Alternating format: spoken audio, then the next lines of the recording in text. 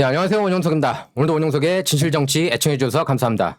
여기서 일론 머스크가 트위터 내 좌파 엔지니어 1000명을 해고한다는 뉴스가 나왔습니다.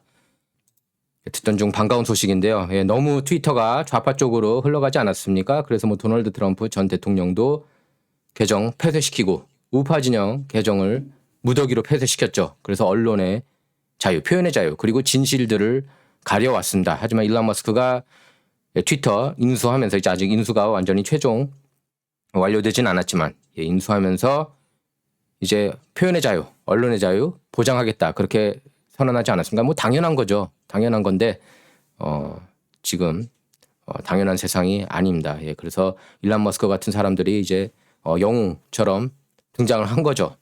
트럼프는 복귀 안 한다고 그랬어요. 트위터에. 자, 이거 보면 이렇게 써있죠. Elon Musk plans to fire 1,000 Twitter staff. 1000명 해고 계획돼 있다. 소식통에 따르면 이 1000명들이 다 좌파 엔지니어라고 그럽니다. 그래서 지금 좌파 진영 사실 그 엔지니어들 중에서 우파가 많다고 그래요. 왜냐하면 생각이 합리적이지 않습니까? 엔지니어들이 보면 많다고 하지만 그동안에 이제 목소리를 죽여왔던 거죠. 트위터 내에서. 하지만 이제 이걸 바꾸게 이제 일론 머스크가 인수하면서 엔지니어들이 가장 가고 싶어하는 그런 기업 중에 하나가 이제 트위터가 됐다고 그래요. 모르겠습니다. 이렇게 1000명이나 이제 해고하고 지금 그 인원들을 줄이려고 해가지고 추가 고용을 할지는 의문이에요. 그리고 이제 비용도 지불하게 한다는 겁니다. 3불, 한 달에 3불이요. 6,900만 계정 사용자들한테. 그래서 광고를 받지 않고 그러니까 광고주들한테 휘둘리면은 컨텐츠 휘둘리거든요. 근데 광고주들이 다 주로 이제 뉴욕, 캘리포니아에 많지 않습니까? 마디슨 애비뉴 있잖아요. 그죠? 거기 너무 이제 휘둘리니까 안 된다. 이렇게 그 구독료 통해서 광고주들의 압력으로부터 해방되겠다. 이런 의지를 보인 겁니다. 그리고 보면은 quintuple revenue 5배 이상 늘리겠다는 거예요. 수입을. 여기 보이죠? annual revenue to 26.4 billion. 2028년에는 264억 달러 매출 목표로 하고 있다는 겁니다.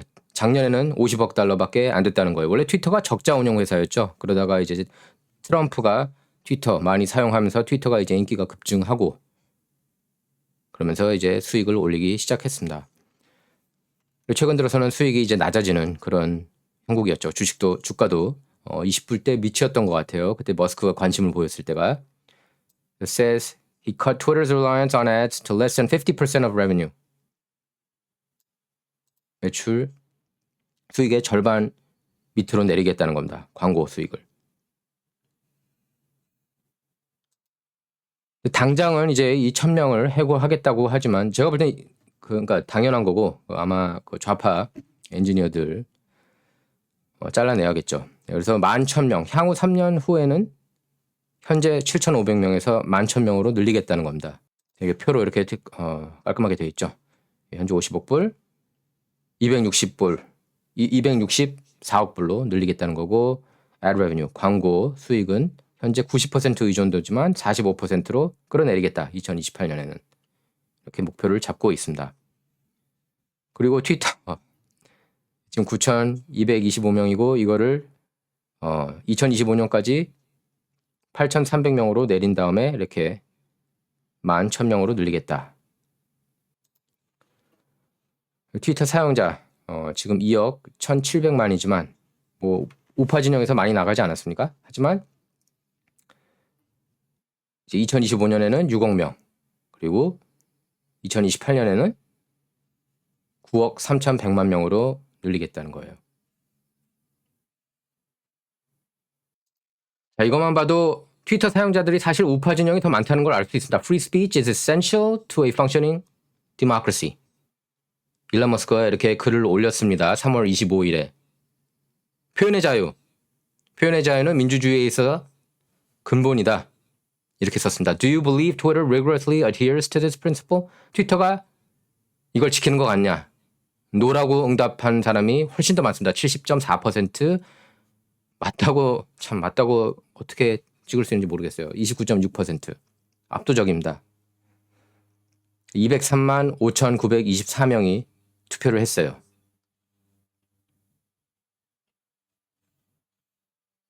그리고 트위터 일론 머스크가 그렇게 얘기를 했습니다. 예, 이 사진들은 연봉 안 주겠다. Board salary will be $0 if my bid succeeds. So that's $3 million per year saved right there. 그래서 300만 불 지출비 아꼈다. 그리고 트위터 본사 홈레스 쉘터로 바꾸겠다고 얘기했어요. Convert Twitter San Francisco headquarter to homeless shelter since no one shows up anyway. 아무도 어차피 출근도 하지 않는데 이거 쉘터로 돌리자. 여기에 대해서 92만 3천여 명이 참여해서 yes가 91.1%, no가 8.9%였습니다. 이렇게 얘기했죠. And no ads. The power of corporations to dictate policy is greatly enhanced if Twitter depends on advertising money to survive. 광고비에 의존하면 휘둘릴 수밖에 없다는 겁니다. 기업들로부터. 푸틴은 승리 선언했죠. 우크라이나 상대로. 뭐 어떻게 보면 예, 당연한 거죠. 예, 군사력에서 너무 차이가 나고 메인스트림 미디어, 미국 메인스트림 미디어 보면 러시아가 여기저기 다 쥐고 다니는 것처럼 얘기를 하고 있지만 실질적으로는 승리하는 곳이 없어요. 예, 푸틴 계획대로 진행되고 있습니다. 이거는 다 저는 오바마 전 정부 그리고 바이든 정부 탓합니다. 여러분께서 너무나 잘 아실 거예요. 그 이유는 여러 차례 설명했습니다. 푸틴이 2차 세계대전 종전기념일 77주년을 맞아서 우크라이나 전쟁 책임을 서방에 돌렸습니다. 또 우크라이나 특별군사작전은 서방의 공세에 대한 선제 대응이었다. 이렇게 얘기를 했어요. 그렇게 충분히 볼 수 있다고 제가 누차 얘기를 했습니다. 예.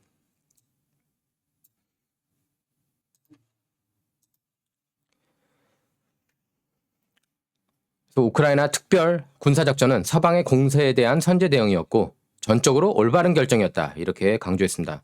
특별 군사작전은 푸틴이 옛 소련 영토였던 우크라이나 동부 돈바스 해방을 강조하면서 지난 2월 24일 우크라이나 침공 개시 때부터 계속 푸틴이 써온 용어입니다.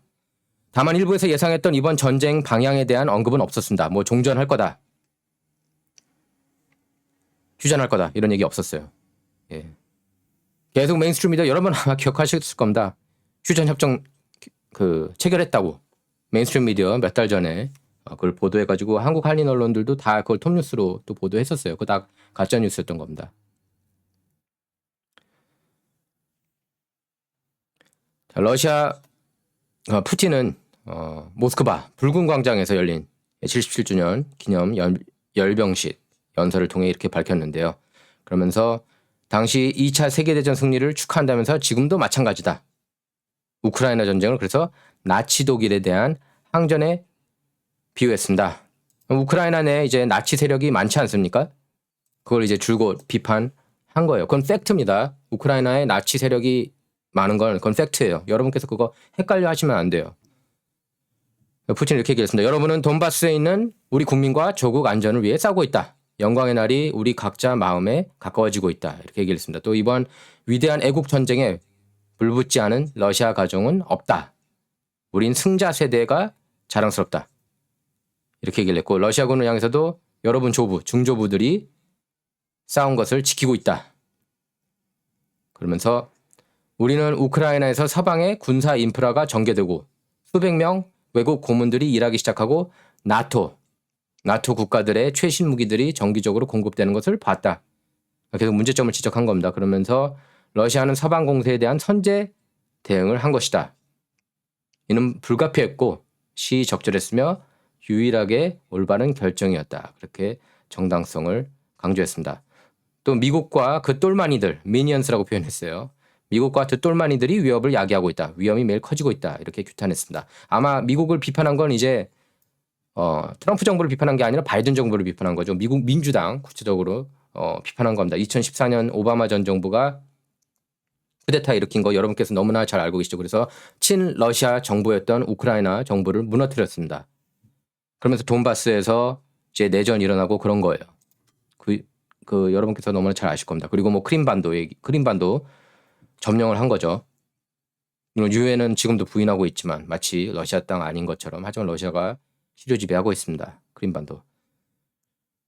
그래서 심지어 러시아가 서방에 대화를 제안하고 있지만 거절하고 있다면서 이들은 매우 다른 계획을 갖고 있다. 그래서 평화 협상 책임도 떠넘겼습니다. 러시아는 통일된 다민족 국가라는 점을 강조하면서 적이 러시아를 무너뜨리고 내부로부터 약화시키기 위해 국제적, 종교적 적대감을 심으려 했지만 실패했다. 이렇게 강조했습니다. 그래서 러시아군과 돈바스 민병대가 러시아를 방어하기 위해 싸우고 있다고도 했습니다. 전사자들, 러시아 전사자들을 위해 1분간 묵념됐는데요. 그러면서 러시아군 손실은 우리 모두에게 비극이지만 유족들에겐 대체 불가능한 상실이다. 이렇게 위로했습니다. 또 부상자들의 빠른 쾌유를 바라면서 전우들, 자녀에게 중요한 지원을 하기 위해 행정명령에 서명했다. 이렇게 밝혔습니다. 러시아를 위해, 승리를 위해 만세! 뭐 이렇게 구호를 외치면서 11분간의 연설을 마쳤습니다. 이 전쟁은 지금 모든 상황을 미뤄볼 때 오래 갈 것 같습니다. 예. 푸틴이 절대로 가만히 있을 사람이 아니고 또 이제 유럽 향해서도 그렇게 얘기를 하지 않았습니까? 주말 동안에 핵폭탄으로 유럽 절반 날려버릴 수 있다고 30분 만에. 예. 건들지 말라는 거예요. 그러니까 핵무기 쓰겠다는 거예요. 그러니까 처음부터 러시아를 건들지 말았어야 돼요. 미국이 이런 식으로. 특히 민주당 진영. 트럼프 러시아 내통 스캔들 얼마나 노래 불렀습니까? 예, 거기에 이제 우크라이나가 짝짝꿍 쳐주고. 그래서 트럼프 러시아 내통 스캔들도 이 이유 중에 하나예요. 전쟁 이유 중에 하나입니다. 여러분께서 그렇게 아셔야 돼요. 예. 그리고 누차 얘기하지만 2013년에서 2014년 오바마 전 정부가 친러시아 국가였던 우크라이나 쿠데타에 관여한 거 아닙니까? 마이단 혁명이잖아요. 예? 유로마이단 혁명이라고도 그러고 마이단 혁명이라고 그러고. 그때 관련 인물들로 토니 블랭컨, 제이크 설리번, 빅토리아 놀란, 수잔 라이스 다 오바마 사람들 아닙니까? 관련자들이. 이들이 현 바이든 정부에서 국악관과 백악관과 국무부 중책을 맡고 있지 않습니까? 이거는 정말 여러 차례 제가 반복해도 계속해서 그러니까 여러 차례 반복할 수밖에 없는 그런 이슈예요. 왜냐하면 너무나 많은 사람이 아직 모르고 있기 때문에. 바이든이 오바마 정부 시절 우크라이나 관련 총책임자였다는 거 여러분께서 잊으시면 안 됩니다. 우크라이나는 완충국이에요. 버퍼 스테이트. 그래서 강대국들 사이의 위치에 긴장 관계를 완화해주는 역할을 해야 되는 국가입니다. 한쪽으로 확 틀었죠. 그런데 어느 쪽으로 틀었어요? 미국 민주당 쪽으로 확 붙었잖아요. 조지 소로스 그 일당들하고. 예? 1994년에 세계 3위에 해당하는 1700개 이상 핵무기 보유국 아니었습니까? 우크라이나가. 근데 우크라이나가 큰 실수를 범했죠. 빌 클린턴 말에 속아서 미국의 안전보장을 조건으로 그 핵무기 1700개를 다 포기했습니다. 재앙이었죠. 그 선택은. 그래서 2013년 유럽연합이 EU가 우크라이나와 무역 협상을 제안하지 않았습니까? 사실상 EU에 가입하라는 얘기였어요. 근데 여기 이제 푸틴이 분노한 거죠. 우크라이나 대통령 빅토르 야누코비치한테 당시 대통령 빅토르 야누코비치한테 최후 통첩했습니다. 150억 달러 원조비를 받든지 엄청난 경제 제재를 당할 각오를 하라고 그렇게 압력을 가했어요. 그러면서 바로 무릎을 꿇었죠. 푸틴한테. 그래서 EU와 협상 안 하겠다고 즉각 중단됐습니다. 근데 그 뒤에 오바마 정부가 개입하면서 마이단 혁명이 일어난 거예요. 왜 개입했습니까? 버락 오바마. 예? 온 미국을 쑥대밭으로 만든 그 털을 닦아놓은 사람이 오바마입니다. 예. 지금 트랜스젠더 LGBTQ 무브먼트도 저는 오바마 정부에서부터 본격적으로 시작됐다고 봐요. 동성결혼도 이제 그때 합법화되지 않았습니까? 물론 보수 연방 대법관 케네디가 찬성을 또 해줬기 때문에 넘어간 것도 그것도 인정해야 돼요. 예. 다 민주당만을 탓할 수는 없습니다. 지금 미국의 불체자 문제 다 민주당만 탓할 수가 없어요. 그 근본 원인은 오히려 로널드 레건한테 있었습니다. 로널드 레건이 불체자 300만 명 사면해주지 않았습니까? 그걸 보고 이제 기대하는 거죠. 아, 나도 들어가면 사면해주겠구나. 당연한 거 아니에요? 그러니까 양쪽이 잘못을 했지만 물론 한 10배 정도 더 잘못했고 미국 민주당이 이 우크라이나 사태 이슈에 있어선. 그러니까 친미 혹은 반러 우크라이나 새 정부 수립이 목표였던 거예요. 바이든 정부가. 그래서 푸틴이 열받아가지고 크림반도 침공한 건 아닙니까? 예? 그래서 침공한 거예요. 한번 붙을까? 하고. 그래서 러시아 땅으로 합병을 한 겁니다. 오바마한테 너 한번 붙어보자 이렇게 얘기를 한 거예요. 사실 푸틴이. 근데 거기에서 오바마가 무릎을 꿇은 겁니다. 당시 부패 혐의로 수사받던 우크라이나 에너지 기업 브리스마 너무나 잘 아시죠? 브리스마는 위기를 모면하기 위해 조 바이든 아들 헌터를 이사로 영입하지 않았습니까? 그래서 한 달간 얼마 줬어요? 86,000불씩 챙겨주지 않았습니까? 헌터 바이든. 푸틴 입장으로서는 당연히 열받는 일이죠. 그것도. 그 뒤에 이제 러시아는 우크라이나 남동부 지역인 돈바스 영토 절반을 점령했습니다. 예. 돈바스는 이제 친러시아 지역이었고요. 그래서 그 안에서 우크라이나 안에서도 굉장히 탄압을 받았었습니다. 돈바스가. 그래서 러시아가 우크라이나를 상대로 전면전에 나서는데 그 뇌관이 됐던 것 중 하나가 바로 이제 트럼프 러시아 내통 조작 스캔들입니다. 푸틴이 트럼프를 백악관에 앉히려는 이유가 우크라이나 관련 경제 제재를 해제하기 위해서다. 이런 황당무계한 스캔들이에요. 다 조작한 겁니다. 여기에 우크라이나도 가담을 한 거예요. 정부 관계자가. 힐러리 클린턴 캠페인이 2016년에 꾸며낸 것으로 존 주럼 특검 수사를 통해 이미 다 밝혀졌어요. 메인스트림 미디어에서 보도 안 하고 대다수 한국 한인 언론도 보도하지 않고 있지만 이건 팩트입니다. 우크라이나 정부 관계자와 우크라이나계 미국인도 조작에 가담했습니다. 그래서 우크라이나의 주미 대사는 트럼프와 러시아가 깊숙한 관계라는 칼럼을 메인스트림 미디어 곳곳에 기고했어요. 2019년 우크라이나가 미국 중앙 정치에서 빅 이슈가 됐죠. 백악관 관리인 우크라이나계 미국인 알렉산더 빈더맨 중령이죠. 이 사람 중령이었죠. 기억하실 겁니다, 여러분. 트럼프 탄핵할 때 주축인물이었어요. 알렉산더 빈더맨 그리고 그의 동료이자 바이든맨으로 알려진 CIA 분석가 에릭 샤라멜러 둘이 등장하죠. 역시 메인스트림 미디어가 별로 보도하지 않는 사람들입니다. 이들은 트럼프가 우크라이나 대통령에게 우크라이나 내 바이든 가문의 부패 행위에 대한 정보를 물었다. 이렇게 보고하지 않았습니까? 그래서 민주당 진영에서는 난리가 났죠. 트럼프가 바이든의 우크라이나 부패 혐의를 알아보려는 그런 것은 정적 수사다. 이렇게 프레임을 뒤집었고 아마 기억하실 겁니다. LA타임스, 뉴욕타임스 이런 데서 대문짝만하게 썼죠. 트럼프하고 우크라이나 대통령 간 통화 내용을. 이 통화 내용을 유출시킨 사람을 계속 탐사 보도했어야 되는 게 올바른 그 언론의 자세인데 오히려 거꾸로 그냥 민주당 편 돼준 거예요. 메인스트림 미디어가. 항상 일심동체지만. 그래서 민주당이 연방하원에서 트럼프 탄핵안을 통과시켰죠. 그리고 민주당 진영은 우크라이나에서 부패 행위가 알려질 것을 두려워해서 탄핵 카드로 먼저 선수 친 거라고 볼 수가 있겠습니다. 거기 이제 메인스트림 미디어도 맞장구를 친 거고요. 2020년 대선 때도 민주당이 똑같은 카드 썼습니다. 러시아가 트럼프 재선을 위해 대선에 가입한다. 이런 말도 안 되는 음모론을 또 들고 나왔어요. 사실 러시아 내통은 그들이 하지 않았습니까? 클린턴 캠페인 1억 5천만 불 받았잖아요. 러시안 9명으로부터. 그래서 미국의 우라늄 20%를 내줬습니다. 누구한테? 러시아한테. 그리고 헌터 바이든, 모스크바 시장 미망인한테 전 시장 미망인한테 300만 불 받았어요. 그거 왜 받았는지 아직도 알려지지 않았습니다. 이유를. 메인스트림 미디어가 그런 건 보도 안 하니까요. 트위터에서 이런 거 다 밴하지 않았을까? 샤도우 밴 하지 않았을까? 그것 때문에 이제 일론 머스크도 보고 이건 말이 안 된다. 열받은 겁니다. 바이든한테 투표한 사람 대상으로 여론조사를 했는데 거기서 17%가 바이든 안 찍었을 거다. 이걸 알았으면. 그렇게 얘기를 했거든요.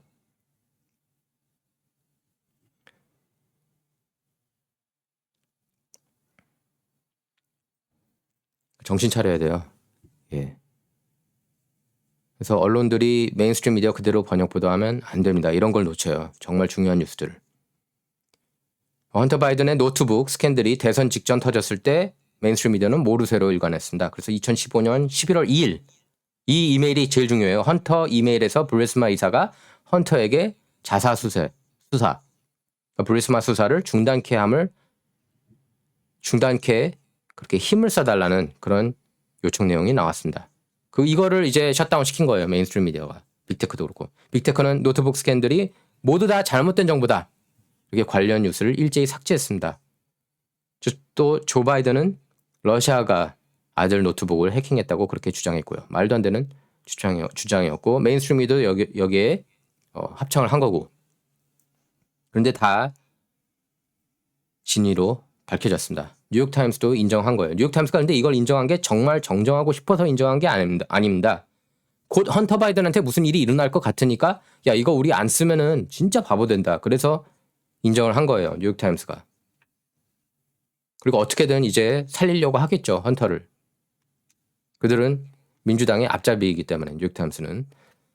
바이든은 백악관 입성 직후부터 뭐 뉴욕타임스도 그렇고 워싱턴 포스트도 그렇고 CNN도 그렇고 바이든은 백악관 입성 직후부터 우크라이나의 나토 가입에 드라이브를 걸었죠. 그래서 바이든과 토니 블링컨 국무장관이 나토에 들어갔으면 좋겠다 이렇게 얘기를 했고 로이드 오스틴 국방장관도 작년 10월 우크라이나 방문 중에 같은 말을 했죠.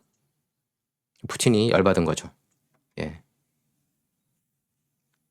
그래서 우크라이나가 자국 운명을 지구 반바퀴 떨어져 있는 미국 민주당에 맡긴 거예요. 전쟁의 비극은 바로 거기서 시작됐다고 여러분께서 아시면 됩니다. 자, 이번 방송은 여기서 마치도록 하겠습니다. 감사합니다.